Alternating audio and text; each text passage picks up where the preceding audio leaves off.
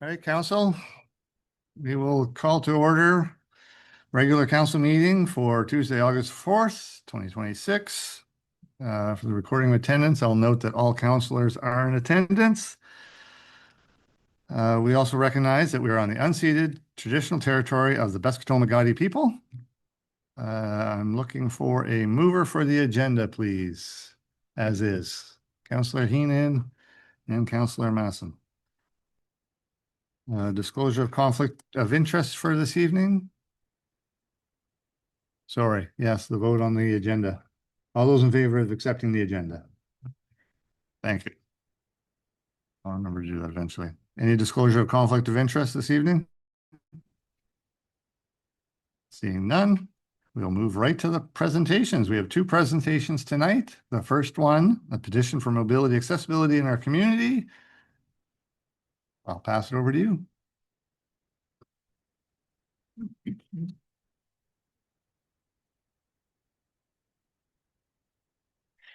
Good evening, Mr. Mayor and councillors. I'm Elizabeth Fothergill, a resident of St. Andrews, who likes to spend my time and energy helping to make things better for people. And I'm Elisa Godet. I'm a recent SJDA grad, and I care about making our community more accessible, inclusive, and welcoming for all.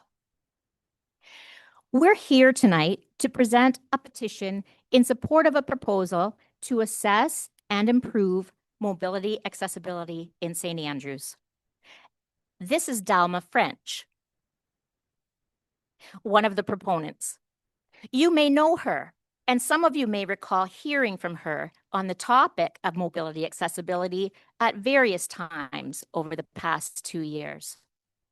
Her communication from May of 2025 contains a proposal using the same wording you'll see in the petition that we bring to you tonight. That and other submissions that Dalma sent to Town Council or presented to the Age-Friendly Community Committee who report to Town Council comprise the materials we've provided as background appendices to this presentation. To date, Dalma hasn't heard from any of the recipients of those submissions. We understand that a single voice can get drowned out in the daily volume of council communication, but today we're more than 300 voices, and we'd like you to hear Dalma's message. Mobility accessibility in St. Andrews needs immediate attention. The experiences depicted in the following presentation are real and ongoing and from our own community. Out of respect for our friends and neighbors, though, the photos used to illustrate them are not.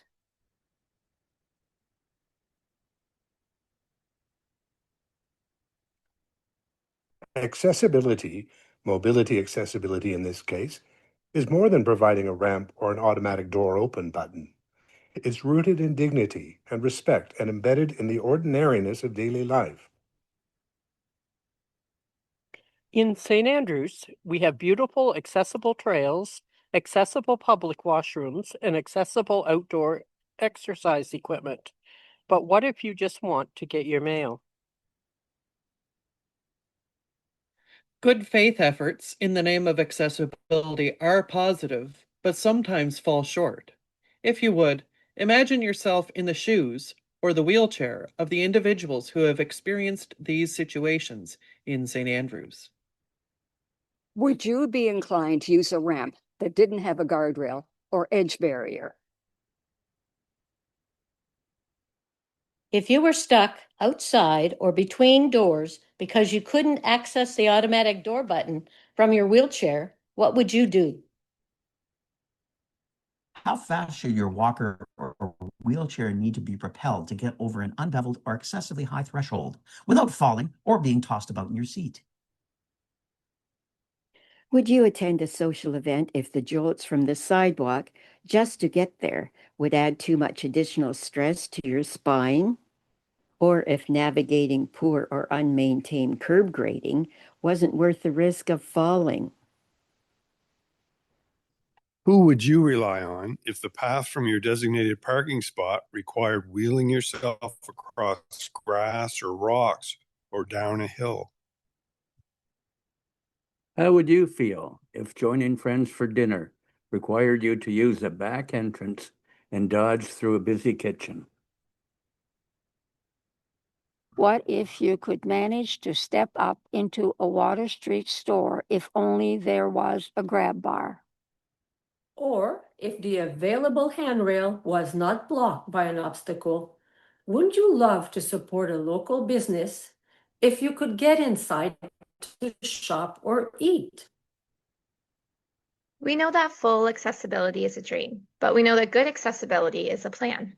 We know that better accessibility leads to good and can be achieved in small, efficient ways when the people who can make the changes listen to the people who need them. The petition we bring today includes two requests: an accessibility advisory committee and an accessibility assessment. An accessibility advisory committee is an asset, but it must include people with disabilities. Lived experience is the best data you can get if you're truly trying to build an accessible community. Accessibility assessments go beyond that, not only identifying barriers, but suggesting workable solutions as well. Accessible communities understand that accommodations, while necessary for some, benefit many. Lots of people without permanent disabilities benefit from accessibility-focused communities. Parents with strollers, tourists with luggage, delivery workers, people with temporary disabilities, toddlers, and anyone becoming unsure of their step. Many businesses would voluntarily provide affordable accessibility solutions, like installing a grab bar, to accommodate our new customers. Accessibility assessments provide valuable information to make good budget decisions too. We know that our town council would like to see time and money well spent on work that doesn't fall short of the goal. And provided by Ability New Brunswick, the assessments cost nothing.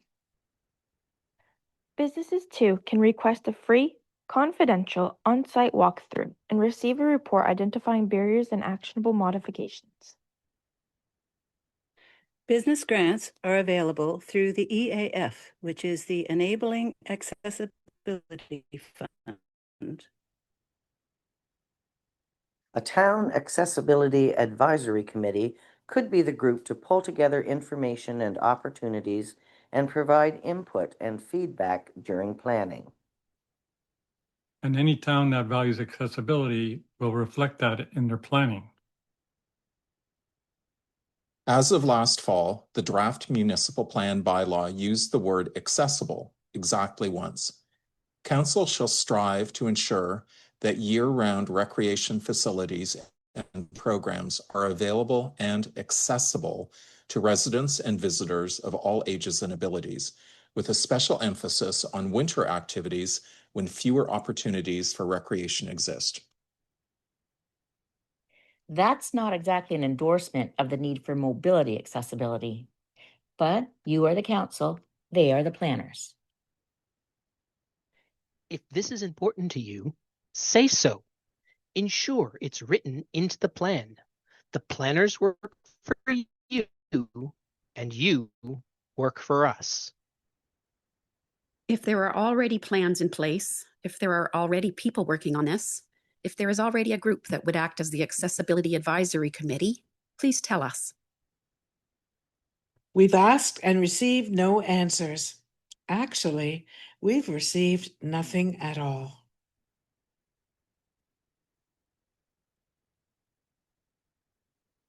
In conclusion, we'd like to draw your attention to the petition addressed to you, your worship, and to you, councillors. The petition began as a presentation I did for the student body at Sir James Dunn Academy after meeting Dama and learning more about mobility accessibility. You'll see signatures on the first few pages of the petition from concerned citizens in grades 9 to 12, none of whom are legally prevented from signing as citizens or residents of Canada.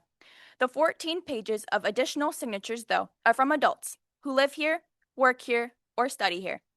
The students and adults alike have signed their voice to the following statement. We, the undersigned, respectfully request the town of St. Andrews to 1. Establish an accessibility advisory committee made up of committed supporters working collaboratively within our community to provide guidance rooted in lived experience and to provide a community awareness through education and dialogue about the importance and value of ensuring safe and equitable access for everyone. 2. Conduct and update a comprehensive accessibility assessment of public facilities and community areas in order to identify and rectify barriers, ensure official standards and codes are met, and recommend universal design solutions to ensure that all people can participate fully in community life. Our request is supported by more than 300 people, all stakeholders in this community, several of whom have also lent their voices to our presentation today. What are we waiting for? Thank you for your time and attention. We look forward to hearing your response.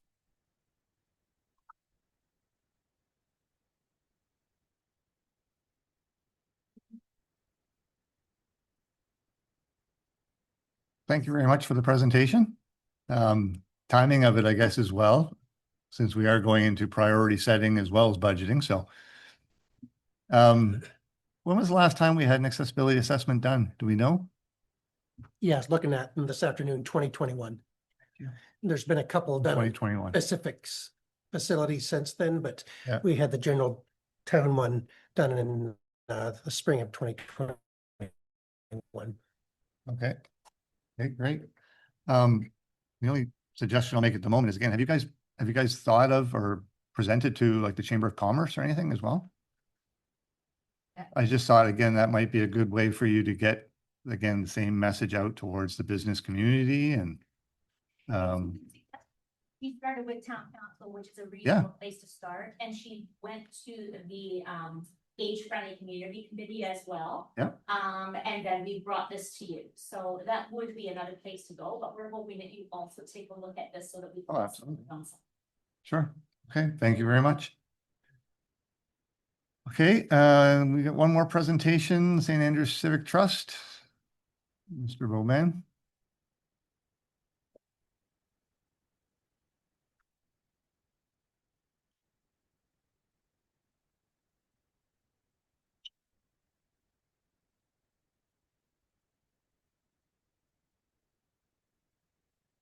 All right, so I'm Ken Bobian. I'm the treasurer of the St. Andrews Civic Trust. And I was just here to talk a little bit about the follow-up to the report and assembly of the community proposal for the path forward for the courthouse project. Given that we're obviously now with a new council, new mayor, we thought it would be prudent to kind of swing back and just regroup on the project and the path forward. So that's kind of what the purpose of the presentation is today. And certainly want to welcome the new council members, returning council members, and look forward to collaborating with council on preserving and promoting the built heritage of St. Andrews, which is part of the mandate, the core mandate really of the Civic Trust, which is been here for over 50 years and a part of the community and restored a number of and protected a number of important buildings in our town. Overall, we feel the Civic Trust remains very optimistic that we can find a path forward on the courthouse, and that the ideas proposed originally around enhancing the uses, finding a viable funding model, doing the necessary repairs and improvements, and certainly considering accessibility as part of that is a really still a great opportunity. And what we've seen a little bit with the lighthouse the last 2 years, because it was really about 2024 where we first presented the findings of our consultations with the community. Since 2024, we really built and we spent a lot of time investing in fundraising for our lighthouse, the Pendlebury Lighthouse, for which we are currently the owners, but really we look at it more as curators of that asset. And we've been able to raise over $100,000 to put that in trust to protect that asset.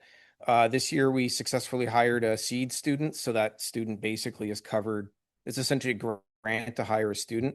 They've been able to do tours. Alistair, our lighthouse keeper, has been able to open the lighthouse and give tours. And we've had thousands of visitors who are contributing more money. And it's proving to be a very viable model for that asset. And it's allowing us to set up the right amount of funding to preserve it over time. So if we do have another winter 2023 storm, we know we have the assets in place to restore and improve the building and protect it. So we're hoping that type of model, and that's really what we had proposed with the courthouse, but be it for a larger scale project with obviously more activities that can occur on a property of that nature. So essentially, where the Civic Trust is at is we would still like to pursue that as a transfer option as per the original proposal and look to finalize an agreement. And I think really kind of maybe the key steps here and what, just to remind folks of where we're coming from on this, there was originally a consultant hired to do a proposal for the town. Part of the challenges that were identified as part of that proposal was it really didn't get to the economic viability of the property. So it talked about preservation and use, but not the business model that would help support it. And since that time and since those conversations, I mean, we've seen some of the crises that the province has experienced overall with some of its heritage properties and other assets, where if there's not a viable model, the province doesn't want to really be involved in running or owning them. And then that we'll end up in towns and other ownership models, but it's still the same problem: is how do you sustain the asset? So we did a year-long consultation process. We got ideas from the community. We assembled them into what we felt would be a viable economic model as a not-for-profit entity. And in order to raise funds and set up a capital fund and trust fund to preserve that asset over time for the benefit of the community, for tourism, and really anyone to enjoy. So that is kind of how we've got to this point. And obviously there's been a change in council and we're back to discussing and trying to finalize an arrangement. And so I thought I'd just maybe outline a couple of suggestions on next steps and a path forward. One, I think because of the amount of time and because we're now talking with a new councillor, there may be benefit in kind of a final round of community consultation to kind of review the final proposal and talk in particular with neighboring communities and key stakeholders. So those immediate adjacent to the property to kind of just go through, and we've also now had some of the summer to see what the visitor information center has brought and how has that worked, any concerns. So we could do a consultation of that nature to talk through some of those final pieces.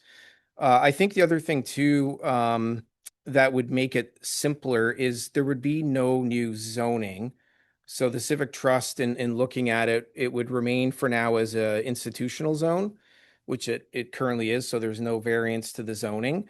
And as part of that change, we would kind of really fully remove at this point the annex building that was originally in one of the proposals for now. And then if we could always revisit that later and look at zoning and do those things. But to keep things simpler, we could simplify that initial proposal and then retain just the institutional zoning and for now park the idea of an annex building. The rink and the like reflecting pool, if you will, we would drop that as well from any of the plans and proposals to keep it simpler and not have to find the funds to also do that part of the project. So really then the project becomes focused on landscaping the commons area, a bandstand, landscaping, a fence to keep the deer out, basically. Improving the building, so accessibility would be part of that plan. Energy efficiency, if we can find the grants for that as well, would be a part of that.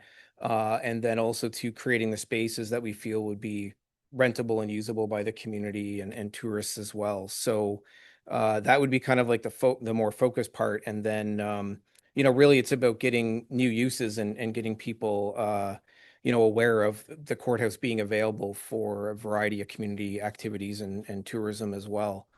So really the consultation could focus on kind of the immediate properties, stakeholders, but also generally for the community. And then that hopefully would allow us to define the final terms of agreement for a transfer. And then that would be an opportunity for the Civic Trust as well as the town to go into that with a full understanding of what the intention is. And, in a meeting with the town, we did know like it's an opportunity to kind of curate this on behalf of the community. So even though it's technically owned by the Civic Trust, it really is on behalf of the community and the town. And there would be ongoing interaction with the community and the town in managing that asset, improving the asset and moving that whole piece forward. And then the other part, just in terms of timing, so grant cycles tend to run in the spring. So you usually have to have your submissions in, say, by March, typically March, April 2027. So in order for us logistically, even this year, to consider that, a transfer agreement would have to be in place realistically late fall, early winter. And then for us to start to get applications in and see what funding is available. Because we would be having to apply for a multitude of grants, which is not an insignificant task. So that would be a little bit of the timing, or it ends up basically being 2028 grant cycle. So you can see how the time can kind of lengthen. And so not to say there's a particular urgency, but we have a very strong board in place. We've brought on several new members to help do this type of project. The lighthouse to me has been a very good proof of concept. The visitors information center to me has been a great addition to that area, and is a great use of the building. I'm not sure of the numbers of people that have entered the courthouse, but it's probably vastly more than ever than in the last, say, 10 years. So I'm optimistic that that's been a good success.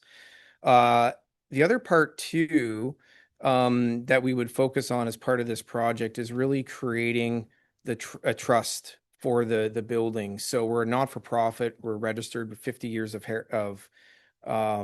history in doing this sort of project. So our intention is, like we've done with the lighthouse, is to create a separate trust. The funds are managed accordingly, and it creates that preservation of that asset for generations. Ideally, is what our objective would be with the property. And with, opportunities to have like a seed summer student and other folks involved in the property, I think it could be a real success, and it would help support and be involved with businesses, but without duplicating what they already offer. So we're not running a restaurant. We're not doing any of that. It's really to complement the great businesses that have set up here and established and served the community of St. Andrews and tourism. But it would really hopefully complement that and prove to be a draw, not only during the core summer season, but also in the shoulder season and off season as well. It could be really a year-round asset. I would just say as well, though, when we look at the consultation, the Civic Trust is not really in this time interested in reopening the entire, the entire business model and design from step one. We're hoping we can kind of come into this more at, like, say, step 8, with a goal of kind of concluding with an agreement, hopefully in, like I said, late fall or early winter. But we really feel there's a lot of opportunity for success on the project, and it does have to be a partnership with community groups, people in the town, the businesses, and of course council as well, to move this forward and get the support that we need from the grants and the partners that would have to contribute to make it a reality. It's a multi-million-dollar project that will take years, so it would be great if we could get that started as quickly as possible and without delay. Thank you. Okay, thank you very much, Mr. Boldian.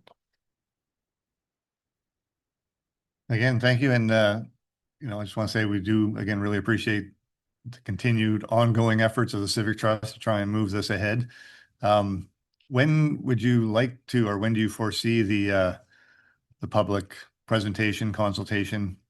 I'd like to see it happen in September, to be honest. Okay. Kind of late, before we have some of our summer residents like returning or returning back to other towns and countries. So I would like to see it maybe late September.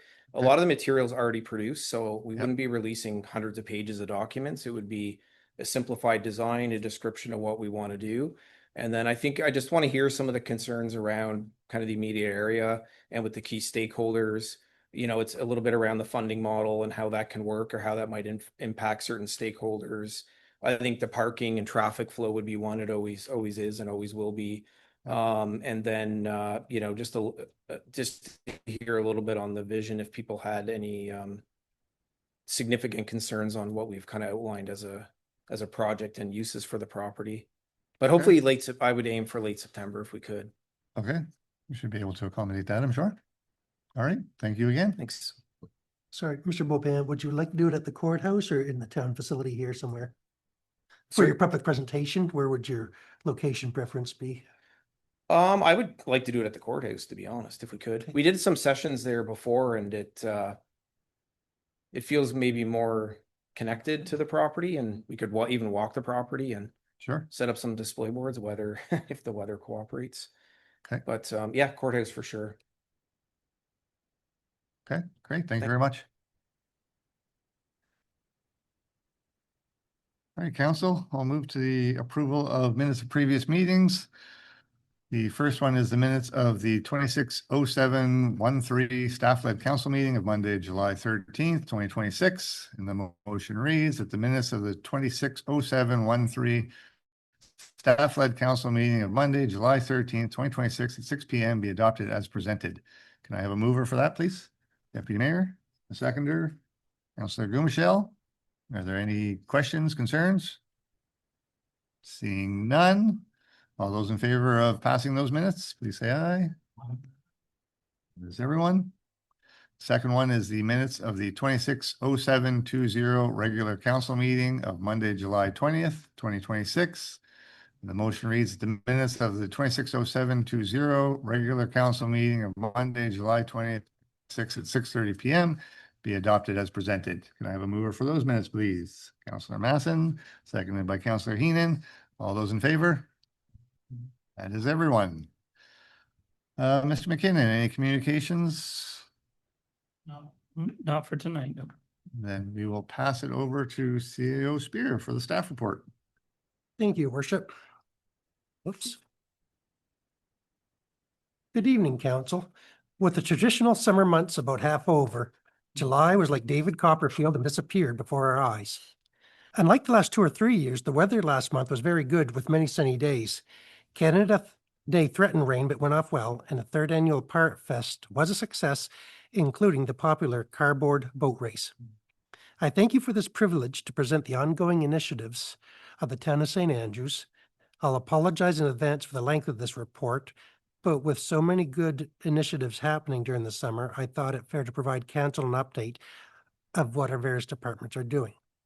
Under procedural bylaw, council generally holds only the first meeting of the month in July and August, unless an urgent matter arises or council determines that a third week meeting is needed. While it may appear that council has a lighter summer schedule, members continue to work on council orientation, budget considerations, municipal plan and zoning bylaw materials, and other initiatives as they prepare for a busy fall. At the last meeting, council accepted the terms of reference for the Community Engagement Committee, which will undertake additional consultation and bring forward suggested vision and objective statements for the municipal plan. Service Commission staff are prepared to rewrite the plan from scratch, but it may be possible to revise the current draft and to address the clarity concerns raised by some members of the public. There will not be significant work on the zoning bylaw until this process is completed, as the municipal plan is the foundational document for the town's planning bylaws. Committee appointments are expected to occur at the September meeting, but we still need citizens to put their names forward. We have several appointments and reappointments for the Wellness Committee, as well as an appointment to the Heritage Board. Other committees like PAC, the Heritage Board, and the Community Engagement Committee are still looking for members. Administration. Phase 1 of the wharf project is planned to take place this fall. This will involve encapsulating some of the steel piles at the end of the wharf to preserve the pier head. At the same time, council will be reviewing options for the approach and doing another round of public consultation. Ideally, we will authorize design through late winter and spring in order to go to tender before summer and begin the work in mid-October of next year. It has been another busy year for capital projects within the town, with many completing or near completion in July. Town Works renovated the main washrooms at the arena, as we believe those were original to the building opening. They have covered the cinder block with tile and drywall, replaced the fixtures and the rubber flooring. With different events held there, these improvements will be noticed and appreciated by the public.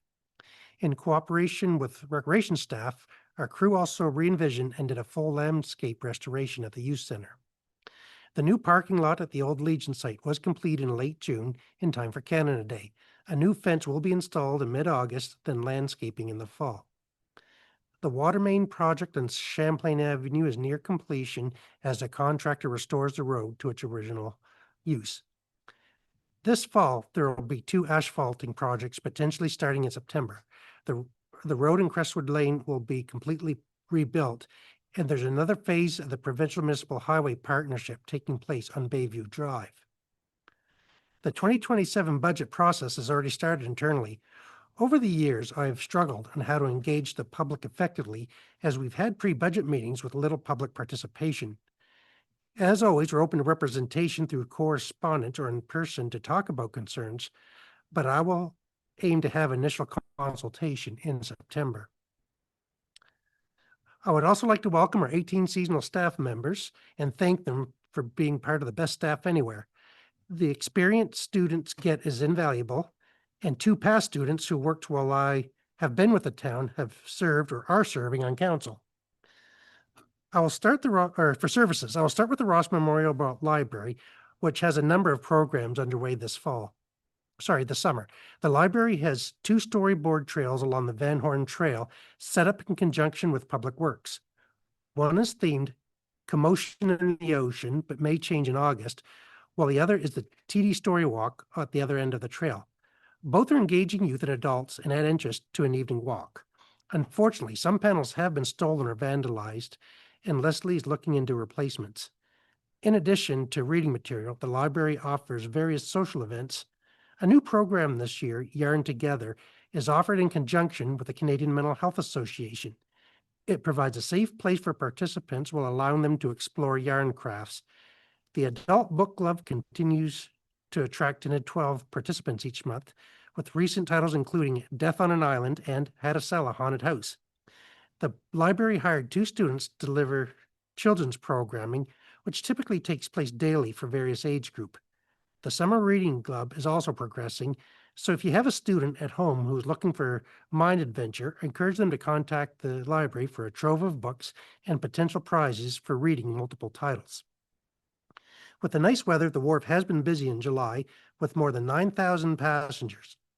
In addition, staff welcomed 67 pleasure boaters and multiple visiting boats from other destinations. Wharf staff also assisted with the rescue near Navy Island, helping 2 people whose boat became stranded on the bar. Staff also retrieved a kayak from the water and notified the authorities as a precaution. The fire department, which consists mainly of volunteers, had an unusually busy month with 18 total calls. Unfortunately, 7 were false alarms, sometimes at the same location. Other fire services experience this as well, but when volunteers take time off work or respond in the middle of the night, unnecessary false alarms place an added burden on their personal lives. I know the community is very grateful for our firefighters, and the mayor and CAO want to ensure they are always in the best position to respond. The department has also had 4 medical assist calls this month, which is becoming more common across the province.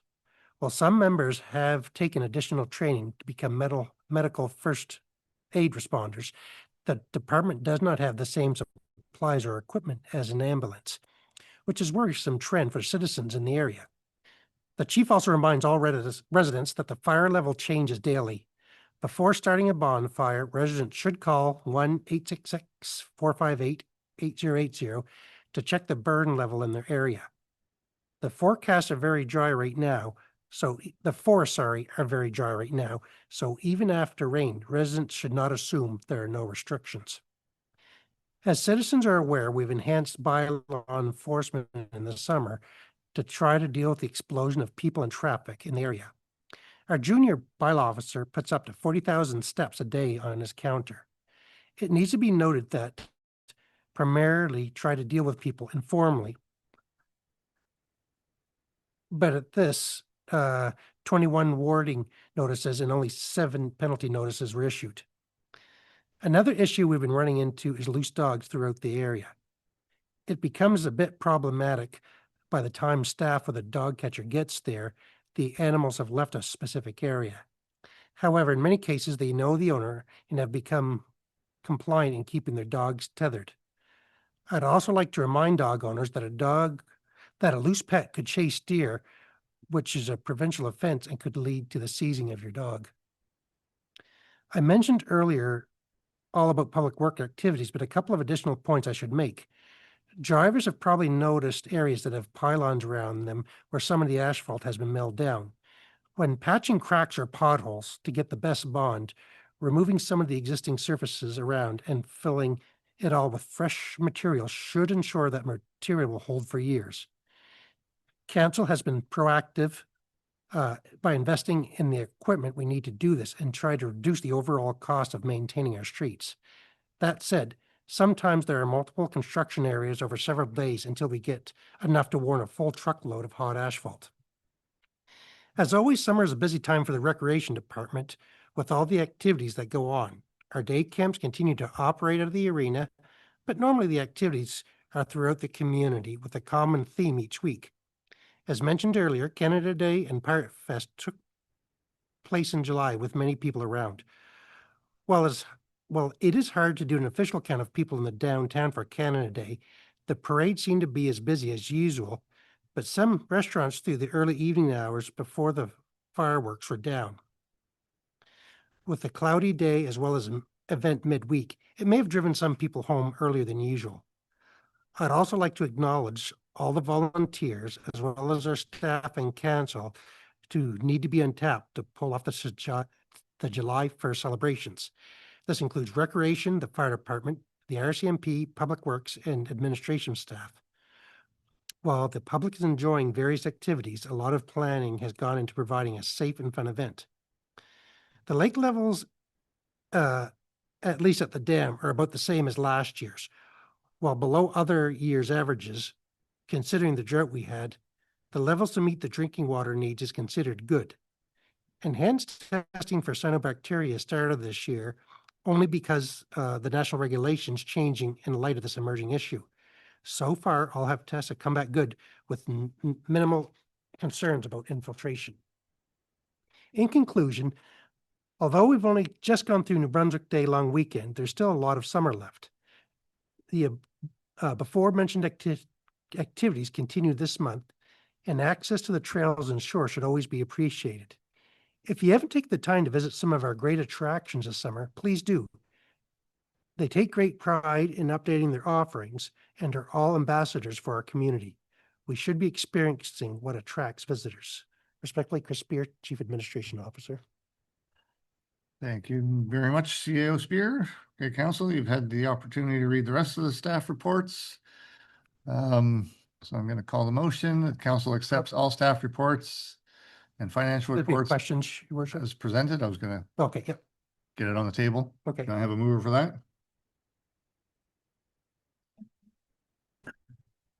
I had one comment on the. He's going to get the motion on the table. Oh, sorry. I was reading. I'll open it up for you. All right. So do I have a mover? I'll move. Okay. Councillor Gumichel and Deputy Mayor. Okay, questions? Nope. Councillor Weir.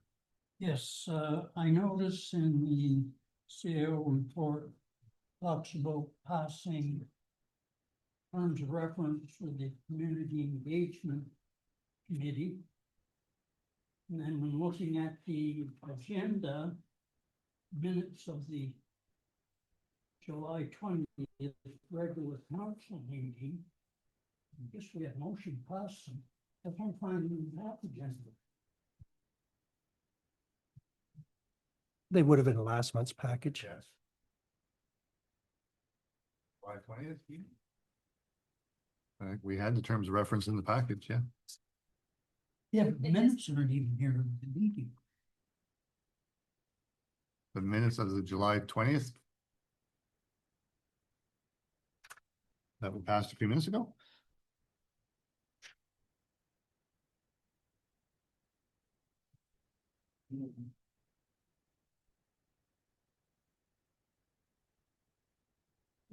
Councilor Weir is not wrong.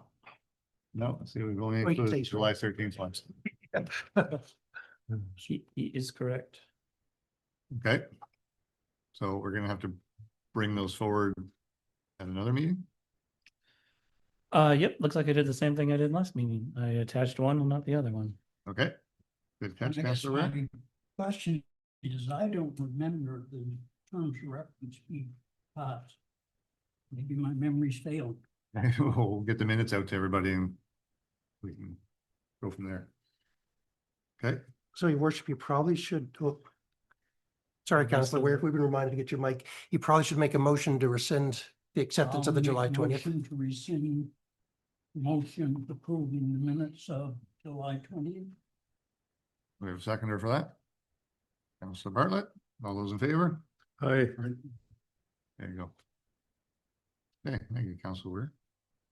Councillor Gumshell, did you have a question? Yeah, thank you, Your Worship. I just want, just a comment in the operations manager report.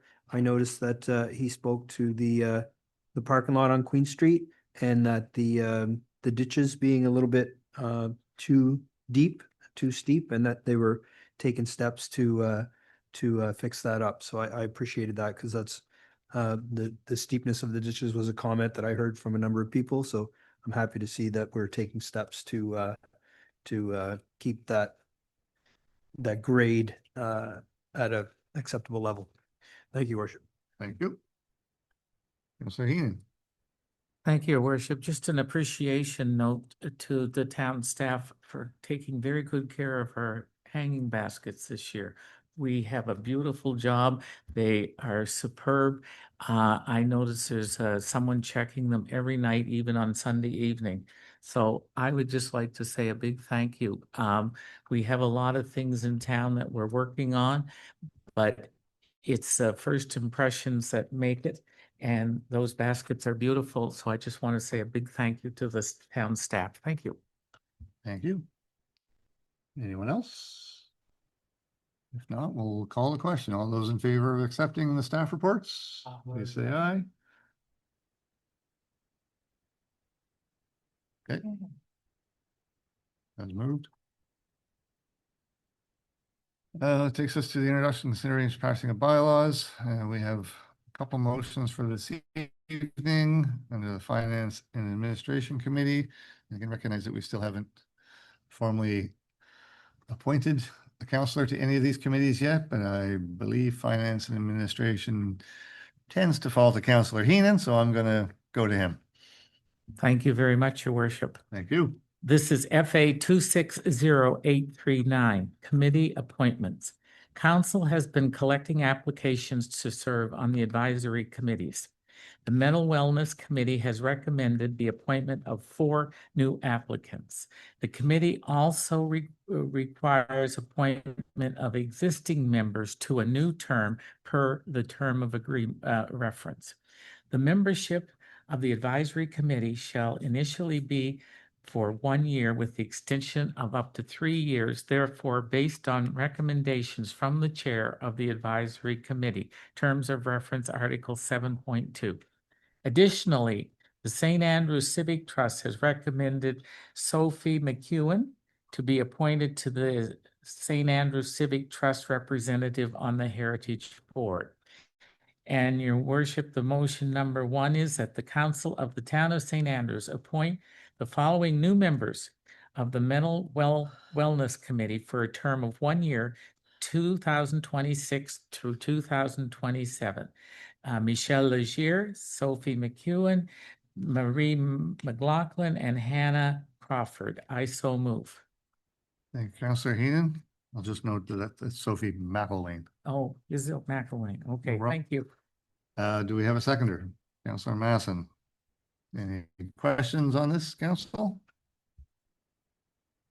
Being none, I'll call the question. All those in favor, please say aye. Aye. That is everyone. Hey, Councillor Heenan.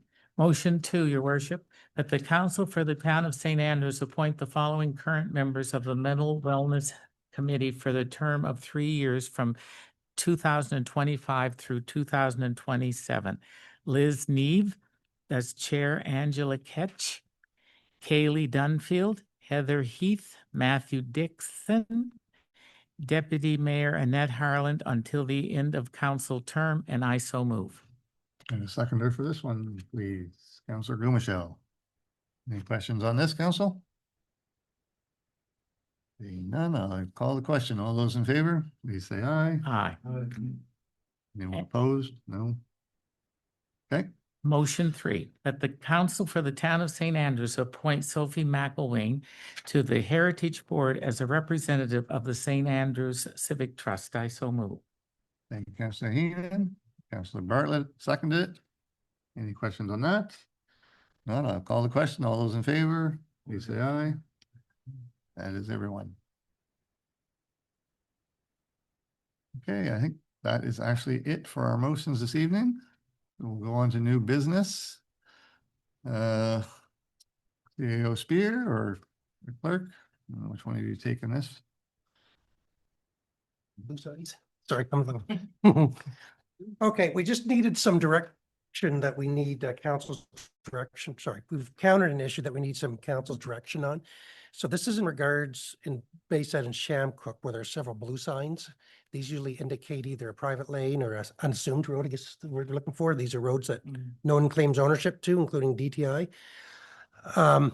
And basically after local government's reform, they stopped assuming those costs. I don't know if DTI ever did, to be honest, but a lot of CAOs that took on LSDs have reported the same surprise, I guess, if you will, or concern.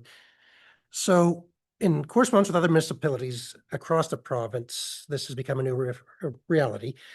So in some places they provide this sign, but the resident or residents do the installation, or the town covers all costs. Now, the cost of the pole and sign are only about $300, so that's not that is minuscule, but the bigger cost could be installation. Part of the issue is a lot of cases you need a backhoe to install them. Well, we like a backhoe, I guess, because it's easier to put a backhoe on and just drive it in the ground.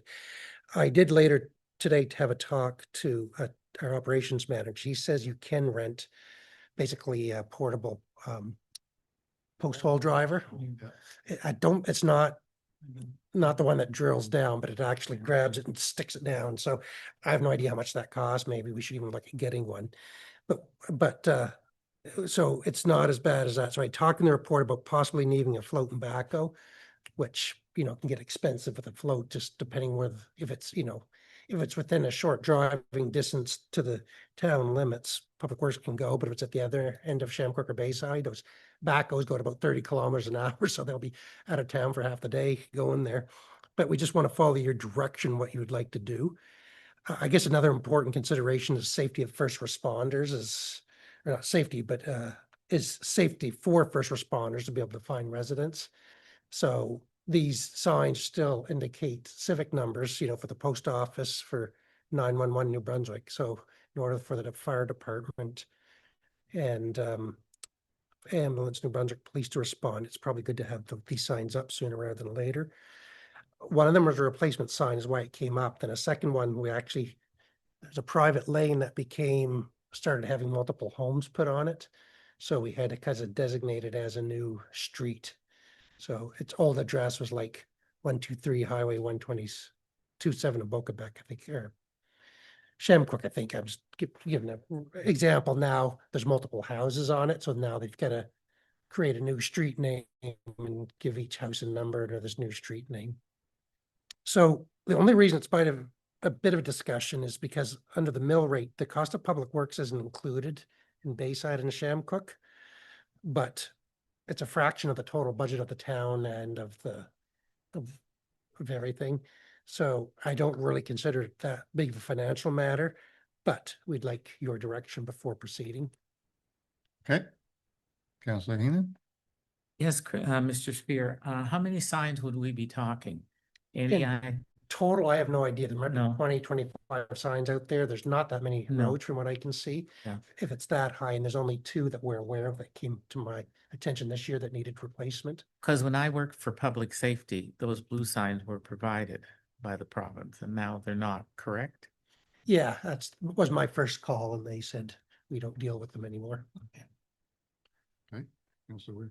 Did they give an opinion on accepting responsibility for the roadway if it was brought up to their standards? That you talk the landowner or DTI? The landowner or DTI? DTI. There's no discussion along that way. So I can't really say one way or the other. The problem for DTI, it's an unassumed road. Problem for the town too, I guess. You'd have to talk to them, but a lot of these roads, like there's bylaws or road restrictions that you need a cul-de-sac after 360 meters and stuff. So you start to get into questions whether they can ever be brought up to a standard. And I know for a fact they plow one or two of them already, but not all of them. It's just kind of, I think, handshake agreements over the years, but they finally took a hard stand on it, not recently, in the last many years, and they've been denying new subdivisions unless they, like outside of our town boundaries, if they didn't meet a lot of high standards for that reason.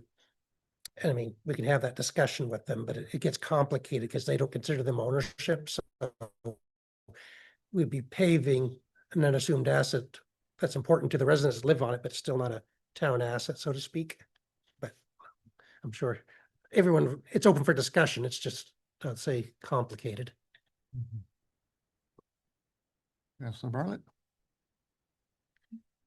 You're saying that they're not assuming ownership, but so no one owns it? That's correct. If you go on the land registry, a lot of these roads have specific municipalities or the province's name on them. And these ones are just there. I mean, they're essentially might have started out as a camp road 70 or 80 years ago. It's been widened as people went down there, but it's never met any type of standard. Another common one that council actually did fix up a couple of years ago was, when we're looking at you, the beach. Dock Road. Dock Road, right, down to Cunningham's Beach off the Glebe. But in that case, we just widened it, brought some gravel down because there's some recreational users that use it. But it was the same thing. They said, well, it's not ours, but it's considered important to the community. So we made an effort to at least fix up that one. Okay. Deputy Mayor? So there could be an unassumed road in the old St. Andrews area as well, right? Probably not. They should be private lanes.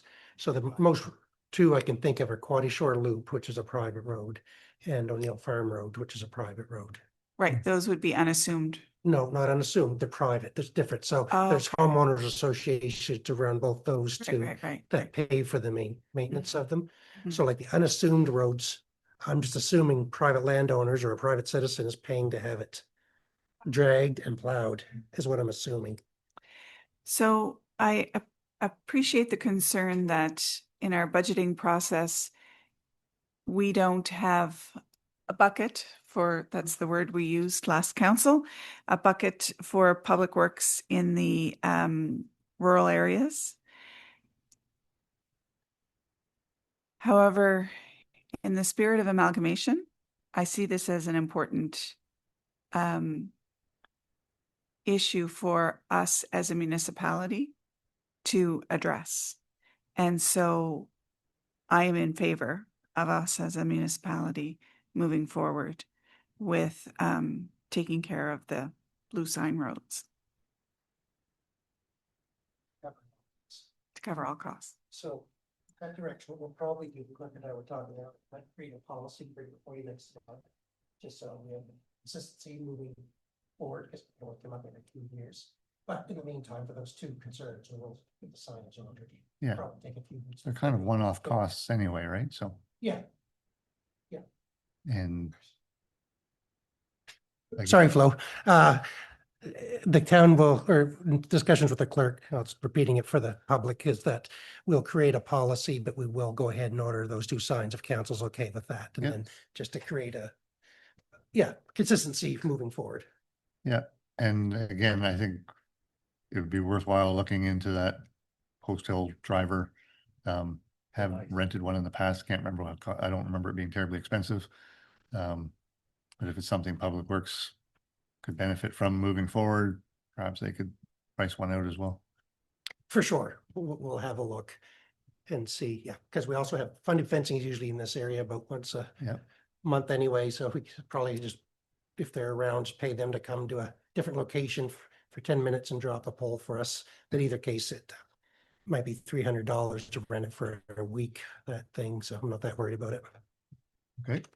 Mac and I can head out with our straight ones. Just one more comment on the blue roads. DTI do plow a few of them. Mhm. I don't know how they make the decision whether to plow or not. You know, I even got them to fill in a washout on one time. Yeah. Again, no reason. And that's common again. I know discussions with other municipalities, it's a hit and miss. Like I said, if I was to guess, probably it started back in the 50s or 60s that they started it till they realized they had a dilemma on their hands and somebody just said no more, is what I'm guessing.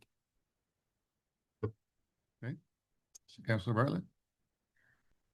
I'm just curious if we are sort of assuming ownership because no one has, is there an issue with us doing that when we don't formally own these roads? Like don't legally own these roads? It's a good point that we have to be careful of. I'd agree. So, and there's a case in town here where we started plowing a road and maintaining it that we shouldn't have. And now we basically assumed ownership of it.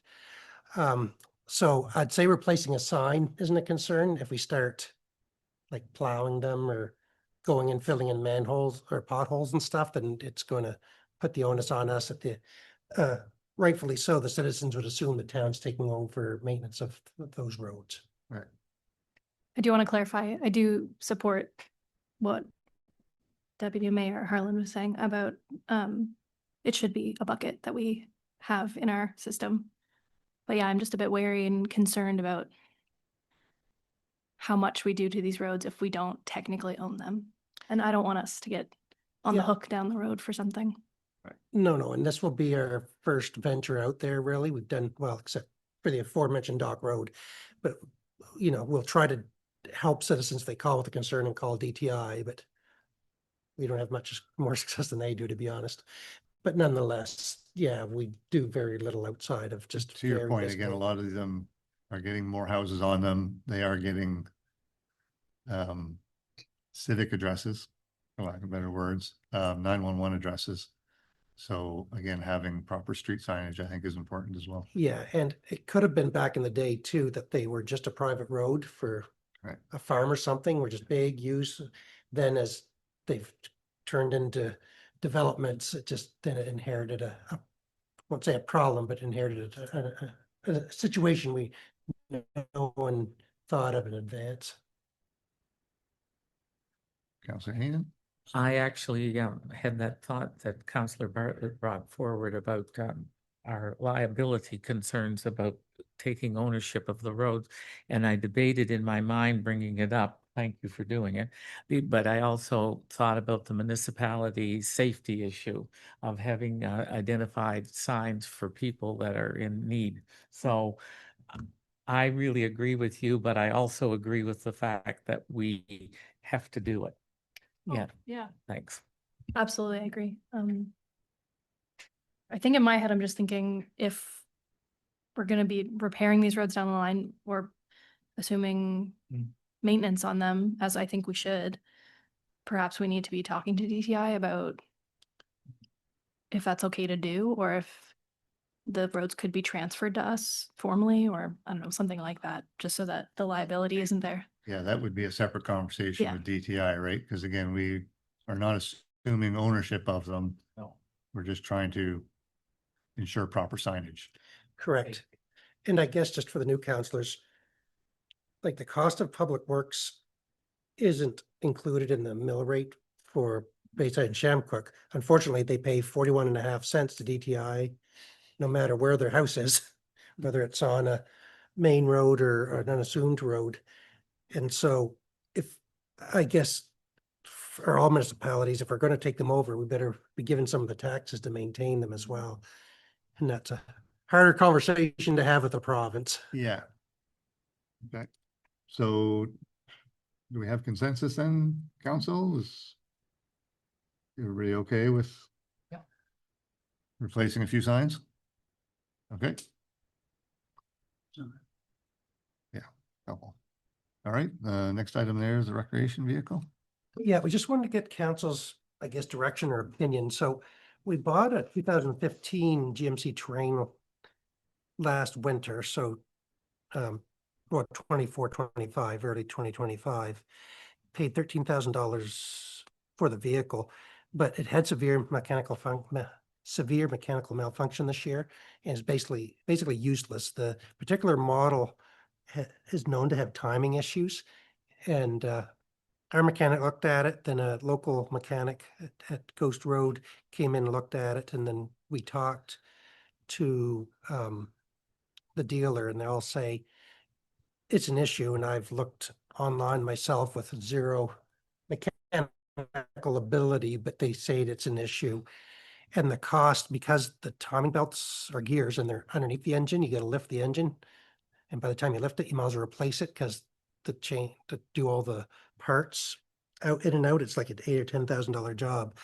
So from our perspective, if to put $8,000 into a 11-year-old vehicle that could drop the transmission a week later isn't worth the effort.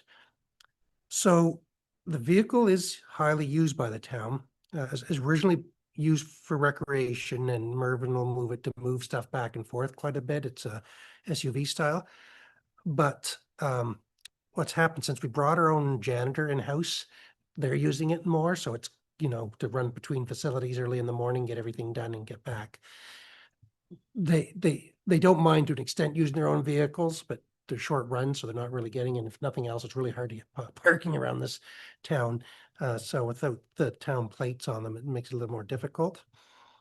So we're trying to see if council's open to us looking at a new vehicle. There's savings in other, and unfortunately, I talked to Nieva, who's preparing an analysis, which we'll have ready next meeting, about what we've saved, but other projects we've saved fairly significantly. But would you be open to us bringing this forward as an early request, unbudgeted request, or is it to wait till 2027? Council? Go ahead, Deborah. I'd be very open to receiving an early request. It's an unexpected expense that couldn't be foreseen, and I can only appreciate how challenging it is to work with one less vehicle amongst those departments. So I would certainly entertain a request. Councilor Heenan? Thank you, Your Worship. Yes, I agree with Deputy Mayor Harland.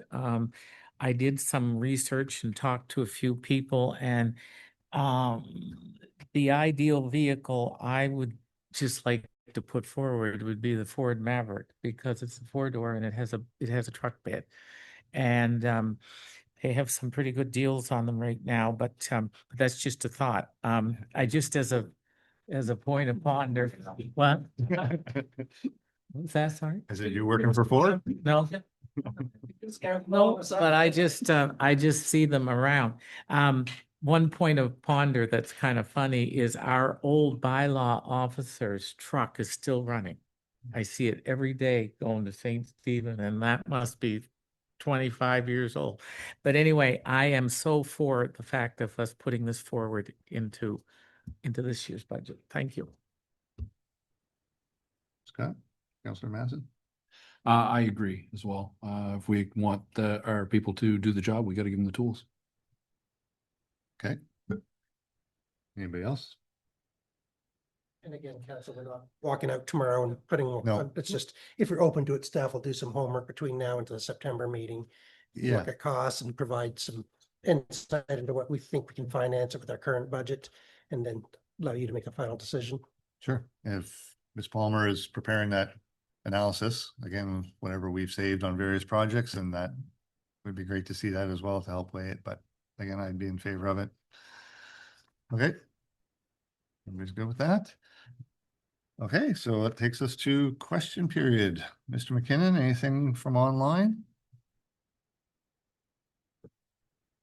For those viewing on Zoom, if you'd like to comment either by chat or speaking, please raise your hand or leave a note in the chat for us.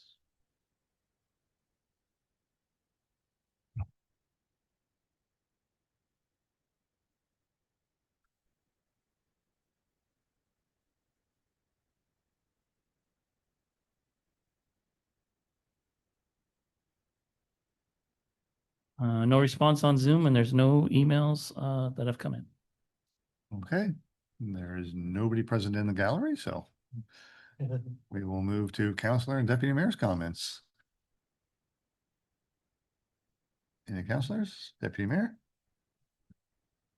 Thank you, Mayor Neal. I just wanted to say thank you to the Civic Trust for their presentation.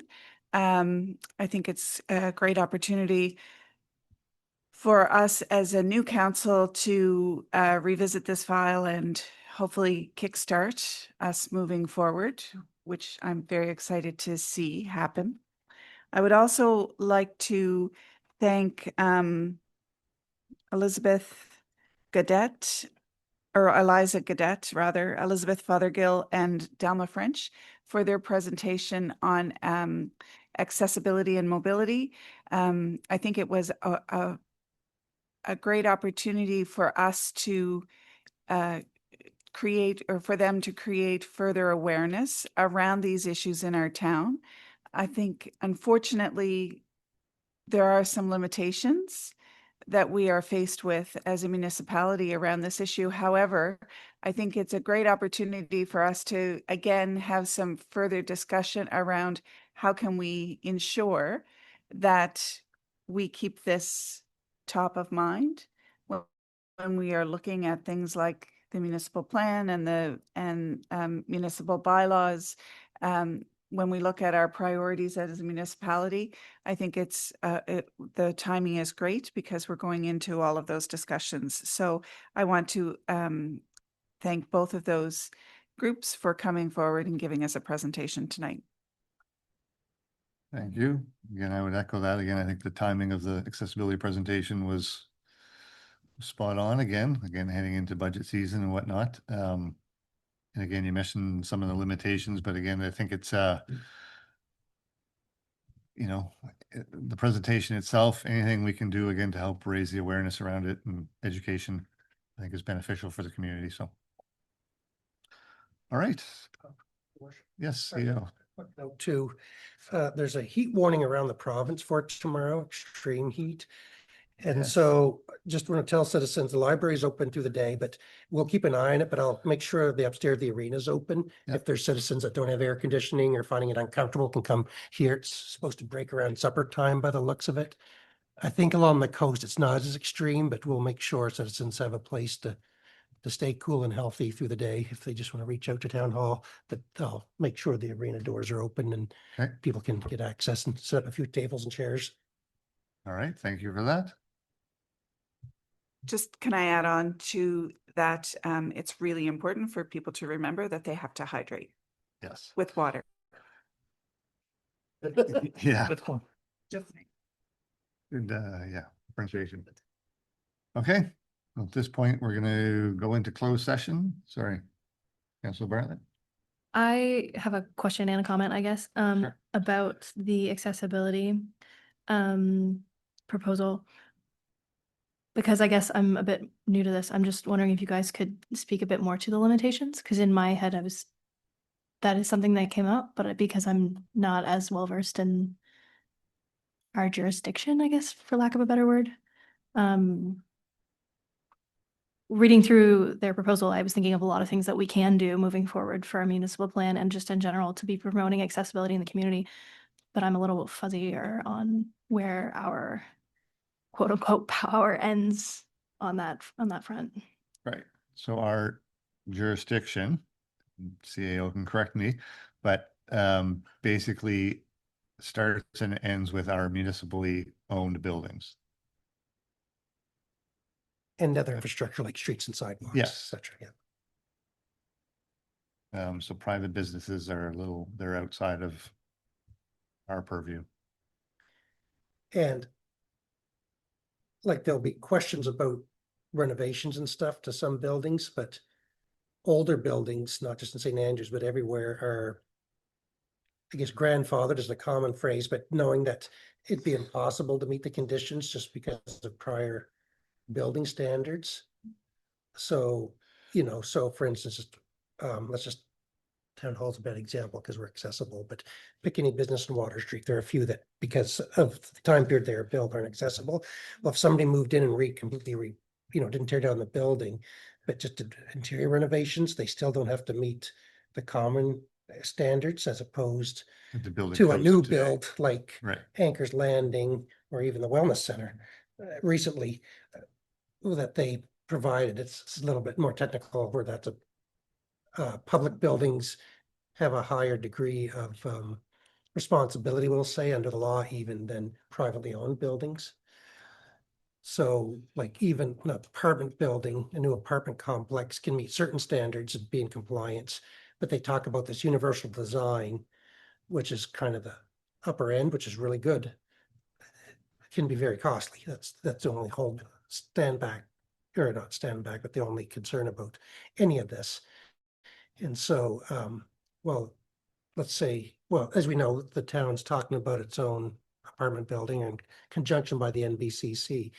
So if we go to universal design standards, it'll probably increase the cost a certain percentage, which means it's being borne by the renters, in the end of the day. So that's kind of the complexities of all of this. Again, it's not saying that in a perfect world we could do it all. It's just it's a complex issue that needs to be addressed in phases too.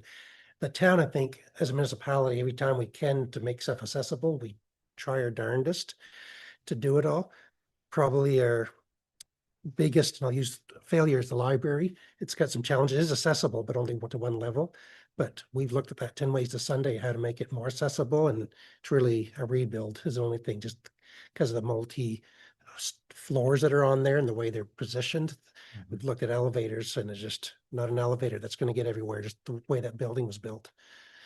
So, I'll say, could we do more? Yes, but I think we've been progressive, even shown by those 2021 reports and following them. And usually the youth center being a good example, but when we start to do renovations, the first thing we say is, okay, how can we improve accessibility for people? And then in addition to cosmetic and or service related improvements. And again, sorry, just the work that Public Works does ongoing with regards to sidewalks and whatnot. I mean, they're constantly repairing frost heaves, cracks, lifts, whatever. They're pretty proactive in that. Councillor Heenan? Just to comment, Councillor Bartlett, our last council, we gave a variance to a particular business downtown in order for them to be able to put in a wheelchair ramp. So we did do that. I think that was probably in the first 3 years of our council or something, didn't we, Mayor? Yeah, and so we gave the land the variance in order for them to be able to put in a ramp. So anybody who comes to us, like, that has some kind of a proposal is looked at. So we have done that in the past. Well, that was also why I suggested the Chamber of Commerce, again, to help get the message out to the business community. Again, I'm sure there are small things They that can do, like individual grab bars. businesses, like grab bars or something they could do to help. But if it's a privately owned building, then we can't mandate it in any way. Yeah. Yep. Go ahead. Chris, or CAO Spear, could the 2021 assessment be recirculated? Would there be benefit for us at least understanding a little bit? I know it's 5 years old. Yeah, I say yes and no, but I could certainly pull it out. And I'm in contact with a lady from accessibility, New or Brunswick. ability New Brunswick. Yeah. And talk to her just to see if, I know some of the building codes have changed, but maybe the way they look at stuff hasn't, so they may still be as relevant as they were. That'd be great. Yeah. Okay. Councillor Gumshaw? It's, thank you, Your Worship. It's an astute point that Councillor Bartlett raises with regard to jurisdiction in Nova Scotia. All provincial, all municipal buildings have to have an action plan to be fully accessible by 2030. So although we can try our darndest in Nova Scotia, that wouldn't be good enough. You would have to have an actual plan by 2030 to be accessible. So the jurisdiction is a key point. And if the province had monies and political will to help drive this forward, would certainly help the local cause. Thank you, Your Worship. Thank you for that point. Okay. All right, so at this point, we're going to move into closed session. So at 7:45 PM, council will move into closed session as per our Local Governance Act, section 68(1)(c).